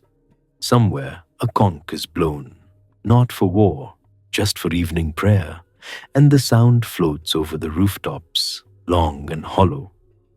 In the west, the sun lowers into haze, turning the sky the color of embers, and the Pandavas stand there, 5 grown men who have conquered kingdoms, suddenly looking like boys again, orphans in their own palace. The old generation has slipped away into flame, leaving behind only ash and memory. And the world, unkindly steady, keeps breathing. But Gandhari's curse was still traveling. 36 years after the war, it arrived at Dwaraka, not with thunder, not with armies. It came the way rot comes to a sweet mango, quietly from the inside, until one day you touch it and your finger sinks. You can smell Dwaraka before you see it. Salt from the sea, lotus ponds warming in the sun, ghee and cardamom from 100 kitchens, and underneath that, something sharp like metal left too long in rain. The city is still beautiful, white terraces, bright banners snapping in the ocean wind, streets washed clean each morning, as if cleanliness alone can keep trouble out. But the air feels uneasy. Even the seabirds circle differently. You're walking through a market lane. A gust of wind flips a vendor's cloth right into a pot of lentils. The man curses, the lentils scatter, a dog trots off with a stolen flatbread. And for a moment, it's almost funny. Almost. Because the laughter doesn't stick. It slides off people's faces like oil. At the palace gates, guards stand with their hands on their weapons for no reason they can name. Their eyes keep drifting toward the sea, as if the horizon is about to deliver a message. Inside the city, signs begin piling up the way storm clouds do. Fires burn with strange colors. Birds call at odd hours. Dreams turn sour. And the Yadavas, the proud, shining Yadavas, start snapping at each other over nothing. A shoulder bump becomes an insult. A joke becomes a feud. A cup of wine becomes an excuse. You can feel it when you stand near them. That restlessness under the skin, like horses hearing a distant drum. Then one day, revered sages arrive. They come with dust on their feet and calm in their eyes, as if the world has never once managed to surprise them. They are offered water. They are offered seats. They are offered the careful hospitality that powerful clans give when they know someone's blessing matters. And the Yadava youths decide to be clever. You see it happen in a courtyard, bright with sun. Marble warm underfoot. Frangipani blossoms dropping lazily from a tree. The boys are laughing already, half drunk on their own arrogance. They dress one of their friends as a pregnant woman. They wrap cloth around his belly. They put a veil over his face. They sway and giggle and make a grand show of it, as if the whole city should applaud their genius. Then they shuffle up to the sages and ask for a prophecy. You're close enough to hear the squeak of sandals on stone, close enough to smell wine on breath, close enough to feel that awful moment when a prank stops being a prank and becomes a knife pointed at the sky. The sages don't laugh. Their faces harden. Their words drop like stones into a deep well. They declare that this pregnant one will give birth to an iron bolt, and that bolt will bring down the Yadavas. For half a heartbeat, the courtyard is silent. Then the boys laugh again, too loudly, too quickly, because what else do you do when you've just slapped a tiger and it hasn't moved yet? But the next day, the laughter is gone, because the bolt is real, cold, heavy, ugly in the hands, like something that does not belong in any cradle. You can almost feel its weight through the air, like a bad omen made solid. The elders panic, the way elders always do when the young finally manage to summon consequences. Orders are shouted. The bolt is taken. ground down, reduced to filings. The dust is thrown into the sea as if the ocean can swallow anything. For a moment, everyone breathes again. They even ban wine. Imagine that. A city of warriors and revelers suddenly trying to behave. But Dwaraka has never been good at behaving. The filings sink, the sea accepts them, and along the shore, strange grass begins to grow. Thin blades, pale and stubborn, sprouting where nothing should. You walk past it one morning, and your skin prickles. The grass looks ordinary, but it stands too straight, as if listening. The elders avert their eyes. The young men kick sand over it and keep going. Time keeps moving, and somewhere Gandhari's curse keeps ripening, patient as the tide. Then Krishna speaks of pilgrimage, Prabhasa, by the sea, a holy place, a cleansing journey. The city responds the way people respond to any excuse that sounds pious and feels like a festival. Carts are packed, brass pots clatter, goats bleat, children run between pillars, drums start before dawn. You stand on a terrace and watch the procession leave. It stretches like a river. Families, warriors, servants, dancers, musicians, everyone heading toward the shore with the bright certainty that a change of location can change the heart. The road is dusty and sun-hot. The air tastes of salt before the sea even appears. Bangles jingle, chariot wheels creak. Someone's baby won't stop crying until a grandmother shoves a sweet into its mouth. And the child quiets like a lamp turned down. At Prabhasa, tents bloom across the sand. Sacred fires are lit, offerings are made, and then, because they are who they are, the Yadavas find the wine. They drink in the warm, sea-scented air, under a sky so wide it makes you feel small. Laughter returns, louder than before. Songs rise, sloppy and proud. Someone trips over a tent rope and blames the rope, as if ropes have personal grudges. If this were any other clan, you might believe the storm has passed. But you can feel it, can't you? That tightness in the air, that sense that the sand is waiting. Old grudges wake up like scorpions warmed by the sun. A warrior remembers an insult from the war and can't resist mentioning it. Another one answers back because pride is always quicker than wisdom. Friends gather, then cousins, then rivals. Words turn sharp. The drinking makes everyone brave and stupid. A taunt lands wrong. A name is spoken with the wrong tone. Someone brings up a deed from Kurukshetra that should have stayed buried in ash. And suddenly, the air changes. It's the way it changes before a slap, before a fight, before the first hand closes around something it shouldn't. You're standing there when the first man reaches down and rips up a handful of that strange grass. It looks like grass. It feels like grass. Then it shifts in his grip, cold iron where there should be green, a club in the hand that meant to hold only a blade of plant. The man blinks as if his eyes are lying, then he swings, and the shore becomes chaos. Not a battlefield with banners and conch shells. Something worse, a family tearing itself apart. The sounds come in waves, feet pounding sand, shout breaking into sobs, the dull thud of iron meeting flesh and bone. The sea keeps hissing beside it all, calm and uncaring. You smell sweat, wine, salt, and kicked up sand. You taste dust on your tongue. Your heart thumps hard, because this is not an enemy across a field. This is brother against brother, uncle against nephew. A man raising a hand and realizing too late who stands in front of him.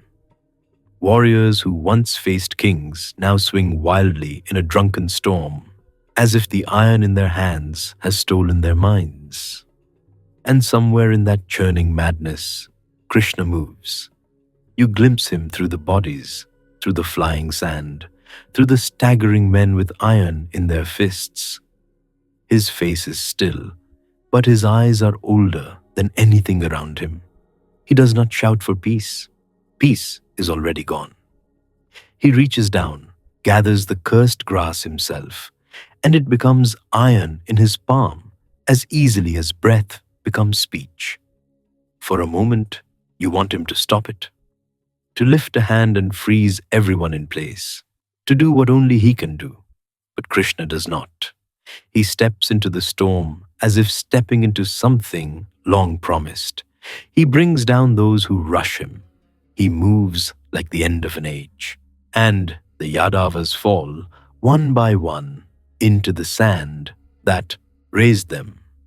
By the time the sun begins to tilt, the shore has grown quiet, not silent. The sea is never silent, but the human noise is gone, as if someone has closed a door. The wind drags a torn banner along the sand. It scrapes and flutters over and over until it catches on a rock. You stand very still, because there are moments when you don't know where to put your breath. Balarama leaves first. He doesn't rage, he doesn't plead. He simply turns away, walking out of the wreckage like a man stepping out of a crowded room. You follow him at a distance, your feet sinking into cooler sand near the waterline. His shoulders are straight. His pace is unhurried. The elder brother, finished. He sits beneath a tree, where the shade is thin and the air smells of sap and salt.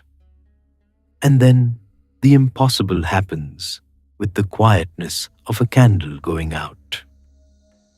His body grows still. From him, a great serpent presence seems to uncoil, vast, pale, ancient, and slide away toward the sea, returning to a shape that was always his. The ocean wind sighs through the leaves, and Balarama is gone from the human world.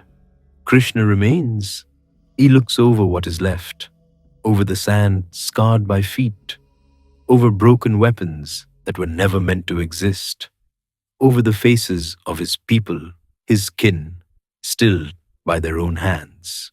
He calls for his charioteer, Daruka, and sends him away with instructions to find Arjuna, to bring help, to gather the women and the few survivors. Practical tasks, because even at the edge of the world, someone has to think about tomorrow's shelter and tonight's water.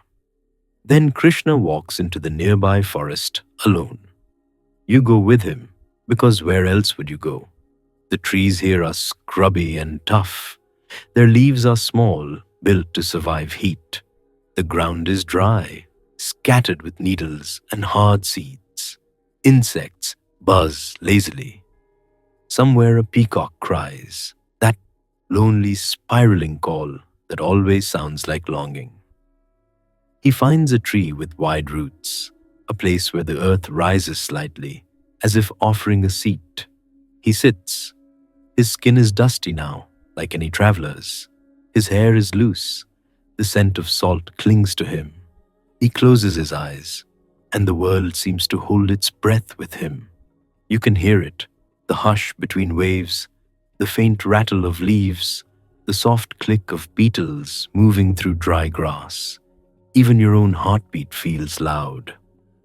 Krishna draws inward, not fleeing, not hiding, choosing, as if the last great task of his life is simply to be still and let the end come cleanly. Some time passes. It could be minutes, it could be hours. In that kind of stillness, time loosens its grip. Then, from the edge of the trees, a hunter appears. Jara, a man of the forest, not a king, not a sage, not a warrior with a famous name, just a hunter with sun-darkened arms, a bow, and the quiet habits of someone who knows how to move without being seen. He's tracking deer. His eyes scan the brush, and then he sees Krishna's foot, stretched out, catching a slant of light. To To the hunter, it looks like the pale belly of an animal hidden in leaves. You feel the moment tighten. The hunter draws. The bowstring creaks, a small sound that somehow fills the whole forest. The arrow flies, it strikes. Krishna's body jolts once, a small movement, almost gentle. Jara rushes forward, already horrified, already knowing he has done something that cannot be undone. He falls at Krishna's feet, shaking, pouring out apologies with the desperation of a man trying to scoop spilled milk back into a pot. Krishna opens his eyes. His gaze is calm, and his voice, when it comes, is soft enough to let the forest keep humming. He tells the hunter it was not truly his fault, that this was the appointed moment. That fear should not follow him for the rest of his life. One brief sentence slips from him like a blessing laid on the ground. Do not be afraid. The hunter sobs quiet, not because he is suddenly fine, but because something in Krishna's steadiness gives him a place to set his panic down. Then the air changes again, not with violence, with brightness. A warmth spreads through the trees, as if the sun has moved closer. The scent of flowers appears where there are no flowers. The wind lifts, carrying a faint sound like distant bells. Krishna's form begins to glow, not harshly, not blindingly, more like a lamp seen through thin cloth.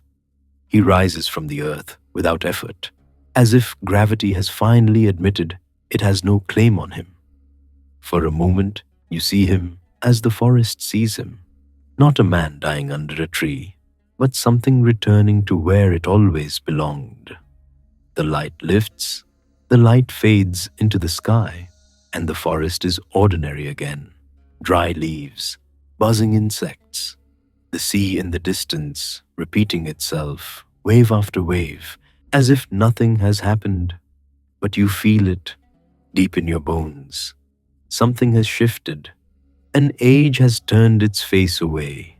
The warmth of Krishna's presence, so familiar it became background, has stepped out of the world. And in that sudden space, the air feels thinner, colder, even in the heat. Not because the sun has changed, but because the world has. Back on the shore, the tide keeps rolling in, smoothing the sand as if trying to erase what it cannot erase. Foam curls and collapses. Sea wind combs through the wreckage, tugging at cloth, lifting grains of sand, letting them fall again. Somewhere, far behind you, Daruka's chariot wheels rattle over stone as he races to find Arjuna. And above Dwaraka, the banners still flutter for a little while longer. Bright cloth in a bright sky.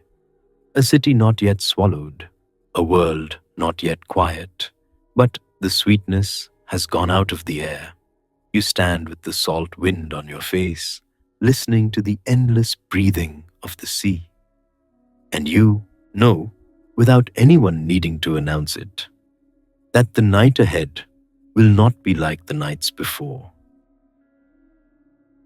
With Krishna gone, the Pandavas knew their time had ended too.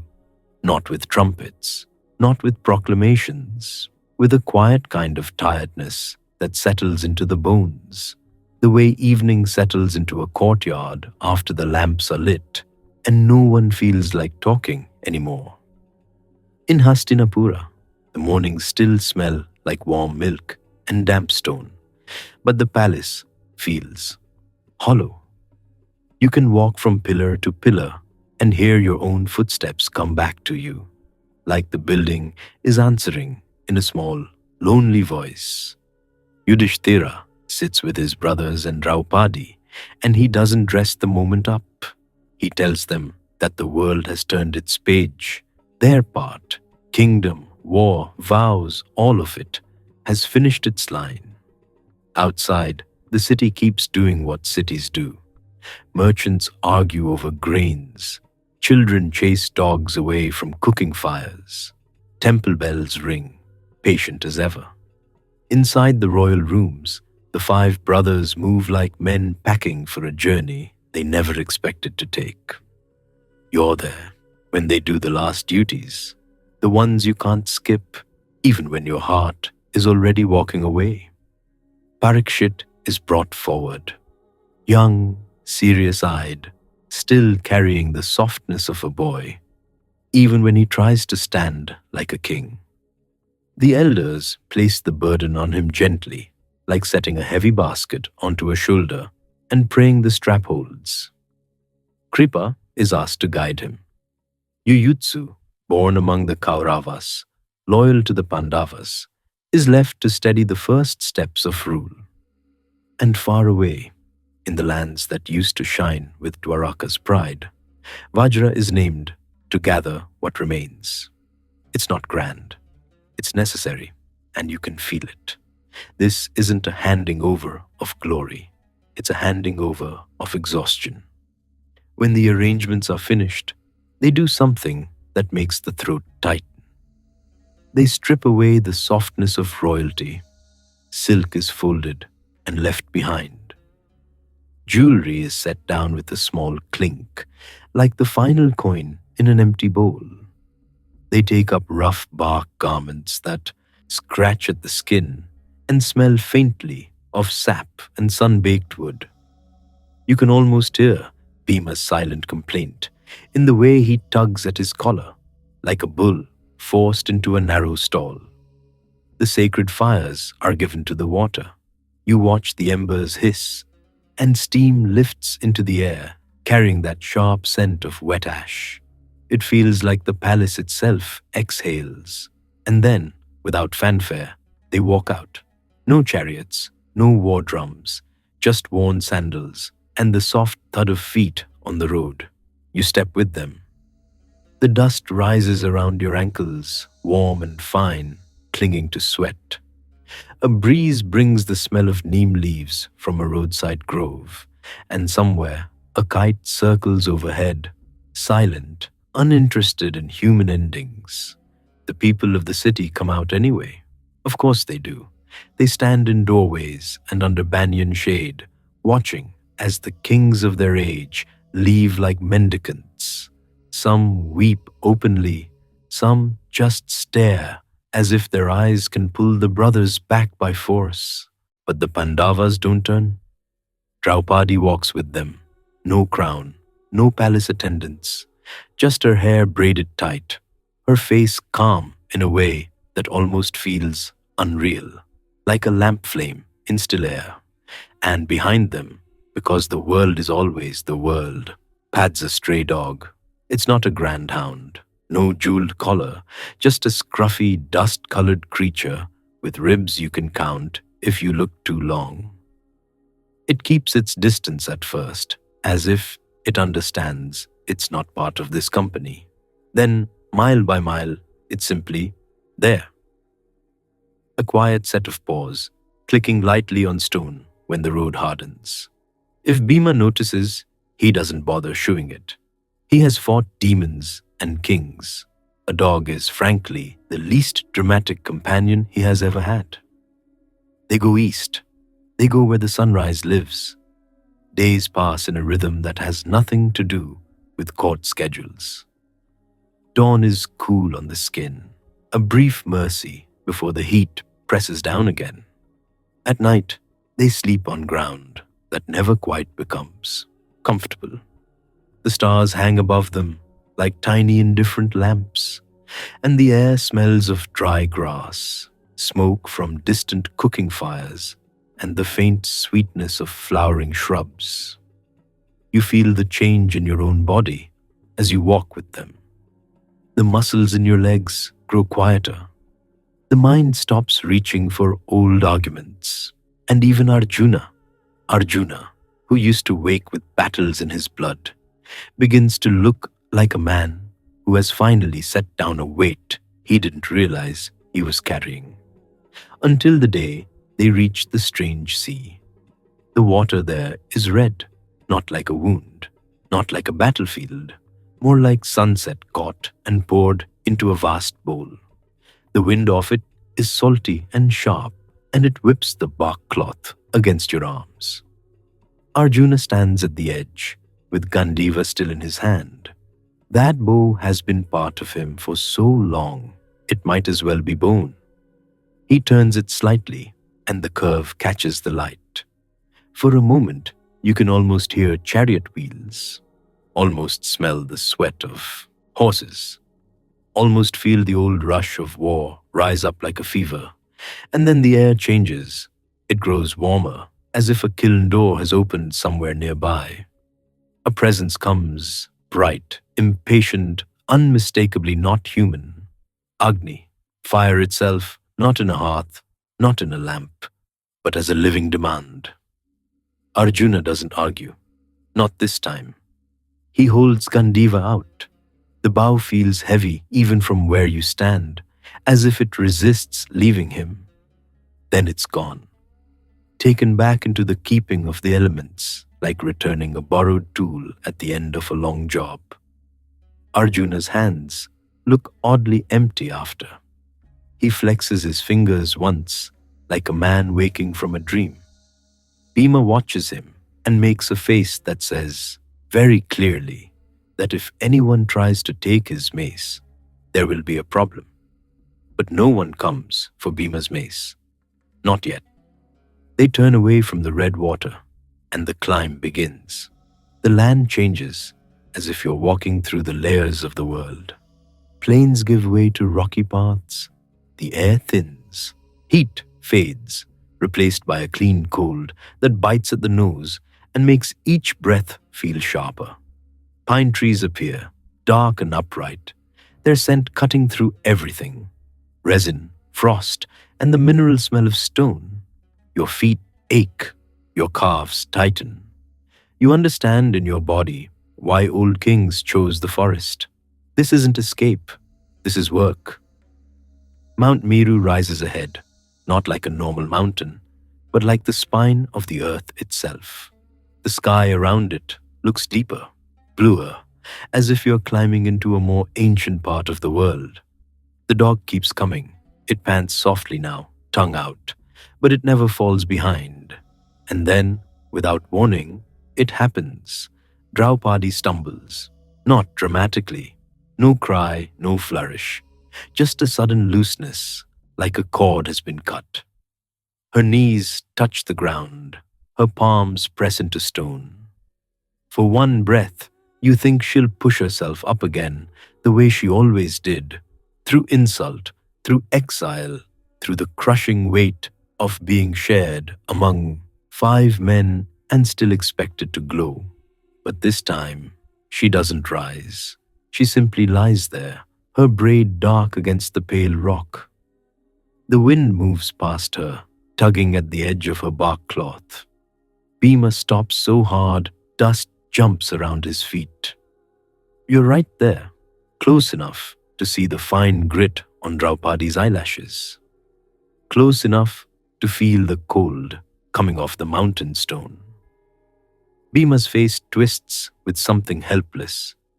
He turns toward Yudhishthira, begging without words for permission to look back, to lift her, to do anything. Yudhishthira keeps walking. His face doesn't harden. It empties. And he tells Bhima, softly, as if stating a simple fact, that Draupadi carried a partiality in her heart. She loved Arjuna more than the others. It is the smallest human thing, and it is somehow enough to bring her down. You keep walking because they keep walking. The path narrows, the wind grows louder, and it whistles through cracks in the rocks like a flute that only knows one note. Not long after, Sahadeva's steps begin to falter. He has always been quiet, always sharp-eyed, always certain of what he knows. Now his certainty doesn't hold his legs together. He sways, he sits down hard, and that's it. Bhima's breathing turns rough, almost angry, as if the mountain itself is cheating. Again, he looks to Yudhishthira. Again, Yudhishthira doesn't turn back. He says Sahadeva held his wisdom too tightly. He believed No one matched him. Pride, even when it's silent, still weighs a man down. Nakula lasts a little longer. He has always moved like water, smooth, sure, beautiful, without trying. Even now, even in bark cloth and dust, there's a grace to him. But grace isn't the same as surrender. His foot catches on a stone. He goes down on one knee, like a man bowing, and then he doesn't rise. The cold air rushes in around you. You taste it, thin, metallic, almost sweet. Yudhishthira says Nakula carried pride in his beauty, not vanity like a peacock showing off, a quieter pride, a belief that the world owed him admiration. Now the mountain collects him too. Only three brothers remain walking: Arjuna, Bhima, Yudhishthira, and the dog. Arjuna's face has changed. Without Gandiva, he looks strangely exposed, like a warrior without armor, like a man who has finally admitted he is only flesh. He keeps climbing anyway. Then his step slows. His shoulders sag. He takes one breath that seems to pull from a deep place, and then he sinks to the ground, as if the earth has finally called in its debt. Bhima makes a sound, half protest, half disbelief. You feel it in your own chest. Arjuna, the man who stood against armies, the man who made gods take him seriously, down on a cold slope like any other traveler. Yudhishthira speaks again, steady as a drumbeat. Arjuna, he says, made vows too easily. He promised impossible victories. He believed too much in his own reach. And the world, patient as it is, waited until the right moment to show him the edge of his power. Now, Bhima is alone at Yudhishthira's side. Bhima's breath steams in the cold, thick and visible.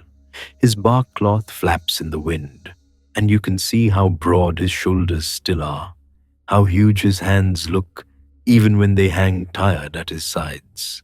He tries to keep the old strength in his stride. He almost does. Then his pace breaks. He staggers, like a tree leaning under sudden weight. He drops to his knees, fists digging into the grit. The mountain wind roars around him, and for the first time, Bhima looks small. Just a brother on a slope. Just a man at the end of his long appetite for life. He looks up at Yudhishthira with wet eyes, not asking for rescue, asking for acknowledgement. Yudhishthira doesn't turn back. But his voice softens, just slightly, like a cloth laid over a sharp edge. Bhima loved his own strength too much, he says. He boasted. He ate greatly, took joy greatly, and did not always notice the needs of others in the middle of his own roaring life. Bhima exhales, a long quiet breath, and then he is still. Now there is only Yudhishthira, only the dog, only the sound of wind and the distant endless hush of the world below.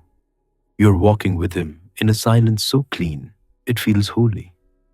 Your ears ring with it. Each step is careful. Stone shifts beneath the foot.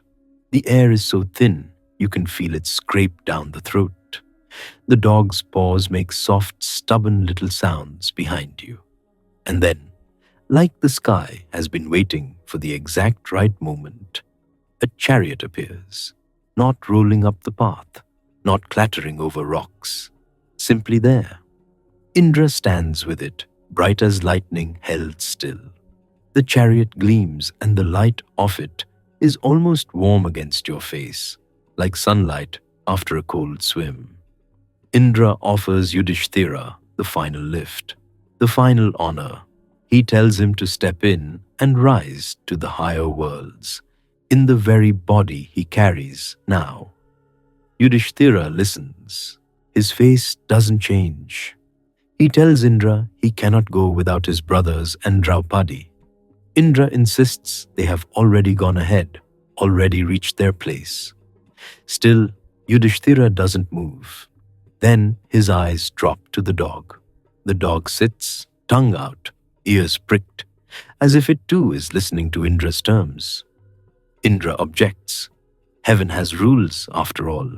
No dogs, no strays, no muddy paws on celestial floors. Yudhishthira's hand lowers toward the animal, not even touching, just hovering there with a steady tenderness. And he says one simple thing, the only quote you need to hear from him now. I will not abandon one who is devoted. The wind eases for a moment, as if the mountain itself leans in. Indra argues. He promises glory. He warns of lost merit. He insists that leaving the dog is not cruelty. Yudhishthira stays where he is. He tells Indra that a companion who has walked with you to the edge of the world is not something you discard like an old sandal. He will not trade loyalty for a reward, not even this reward. The dog looks up at him, and the air changes again. That scruffy coat seems to shimmer, not with gold, but with a clean brightness, like truth made visible. The animal's shape loosens, it stretches taller, its eyes deepen, and suddenly the dog is not a dog at all.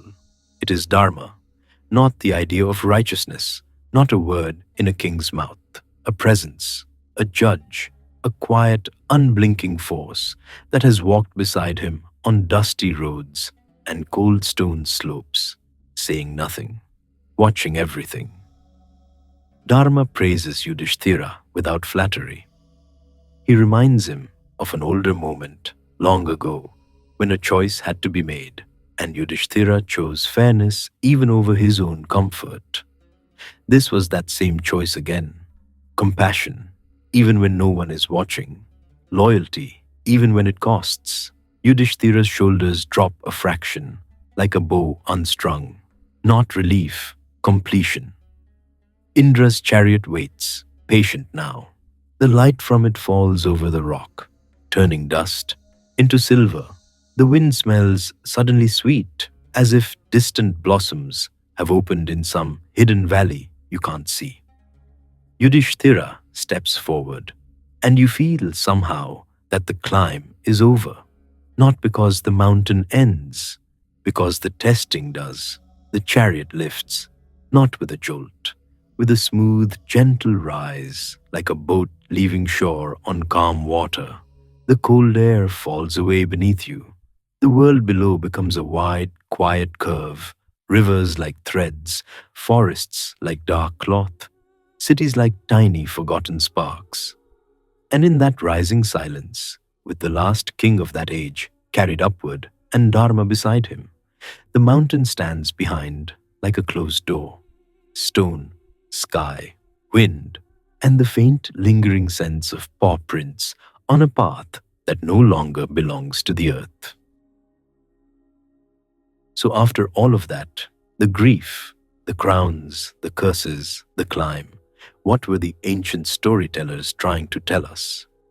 You can still feel that last lift in your stomach, like a boat leaving shore. Cold air thinning, the world falling away beneath Yudhishthira's feet. And strangely, what stays with you isn't the height, it's the weight, because the Mahabharata doesn't close its hands around a clean victory and call it peace. It keeps opening those hands again and again, showing what's inside. Ash, jewels, a little dust, a footprint. Back at Kurukshetra, when the conches finally fell silent, that was the first lesson. Winning can still feel like losing. You stand in a field that smells of trampled earth and burnt offerings, and the silence is so big it presses on your ribs. You look around and realize the price was not paid in coins. It was paid in names, and then you walk to Gandhari. That meeting is like stepping into a room where the lamps have gone out. Her blindfold isn't a symbol anymore. It's just cloth, tight and old, pulled over eyes that will never see her sons again. Her grief teaches something no sermon can teach. That victory doesn't cancel suffering, it creates its own kind. Karma isn't a simple reward And punishment, it's a net.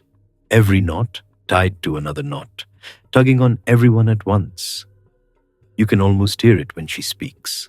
Not just anger, but a mother's exhausted truth. You can be right and still be ruined. And even Krishna, steady, brilliant Krishna, accept that grief has consequences. 36 years later, the curse ripens as patiently as fruit. Then came the coronation. A throne room can be too large. It can echo. It can feel like a place built for a family that no longer exists. You watched Yudhishthira take the seat he fought for, and it didn't shine the way people expect thrones to shine. Because power doesn't make grief smaller, it gives grief a schedule. And still, he sat. That's another thing these storytellers wanted you to carry. Dharma is not always a feeling. Sometimes it's a duty you do while your heart is still shaking. Sometimes it's governing a city when all you want is to sit down on the palace floor and stare at nothing. Then you went to Bhishma, a warrior pinned to the earth, waiting for the right wind, the right hour, the right moment to let go. The air around him feels thin and strange, like even the birds don't want to interrupt. And from that bed of arrows comes teaching, steady, detailed, unsparing. Wisdom in this world doesn't always arrive from clean hands. Sometimes it comes from someone you had to bring down. Sometimes you learn from the person you hurt, and you learn while the wound is still warm in your memory. That's part of Dharma too, not the proud kind that makes you feel pure. The lived kind, where you bow your head and listen anyway. And then 15 long years. Not a battlefield, a dining hall. It's almost funny in the way only life can be funny. The greatest war in the world ends, and what remains is shared meals, awkward blessings, footsteps in the corridor. Bhima's temper kept on a short leash, like a dog that knows the sound of its own teeth. It's right there with you, the smell of rice and ghee, the soft clink of bangles, the old blind king sitting where a king used to sit, swallowing food paid for by the fall of his sons. Peace takes courage too. Not the courage of charging forward, the courage of staying in the room. The forest fire came later, and it took the old generation like a lamp being covered by a palm. Dhritarashtra, Gandhari, Kunti, gone in heat and smoke and sudden emptiness. And the lesson there is quiet, almost tender. Some endings cannot be stopped, only honored. People choose their exits the only way they can. Kunti doesn't run back to the palace and the comfort of her sons. She stays with the ones she once lived beside, as if she's balancing something inside herself at the very end. Then the curse reaches Dwaraka. That glittering city by the sea doesn't fall to an enemy army. It collapses from within, with wine on breath and old insults dragged back into daylight. A whole clan, bright as flame, turning on itself, until the beach is quiet and the tide keeps coming in, as if nothing happened. If you needed proof that time touches everyone, even the beloved ones, you get it there. Krishna doesn't leave in a chariot of thunder. He lies down in the forest like a tired traveler, and an arrow finds him by mistake. The world shifts, not loudly, not with trumpets, more like the moment a season turns, and you only notice later that the air has changed. And then the final journey. That climb strips away everything that once looked permanent: armor, pride, vows, even companionship. One by one, the mighty fall for very human reasons: partiality, pride, a promise too large, an appetite too loud. Not because they were monsters, because they were people. And at the end of it all, no more brothers, no queen, No army, only a king and a dog. That last test is the closing of the hand around the real treasure. Yudhishthira refuses to abandon the powerless creature who followed him. He won't trade compassion for comfort, not even for heaven. Only one small quote rings there, like a bell in thin air. I will not abandon him. That's the point these ancient voices leave resting in your lap. Dharma isn't proved in speeches, it's proved when nobody is left to applaud you. Karma isn't a scoreboard, it's the long echo of what you choose, rolling outward through families, cities, and years, and Maya, the glittering surface that makes thrones feel like everything, eventually peels away until all that remains is what you protected and what you refused to betray. So the Mahabharata ends its great aftermath the way life ends so many things, not with a drumbeat of triumph, with a quiet companion at your heel, with tired feet, with the smell of cold stone and clean wind, and the sense that the highest road isn't the one that leads to a palace. It's the one where you keep walking kindly, even when the mountain is empty. And now the world settles into the place where all stories go. Somewhere far below that empty mountain, evening comes on softly. Smoke lifts from cooking fires in little villages, thin as thread. Cows shuffle home with bells that sound like drowsy prayers, and the air smells of dust, cooling after heat, and jasmine crushed underfoot. You're back in it because you've been there. You've stood on the silent field where chariots once thundered. You've walked the two wide corridors of Hastinapura where every step echoed. You've felt the forest's damp breath and the harsh, clean wind up on stone.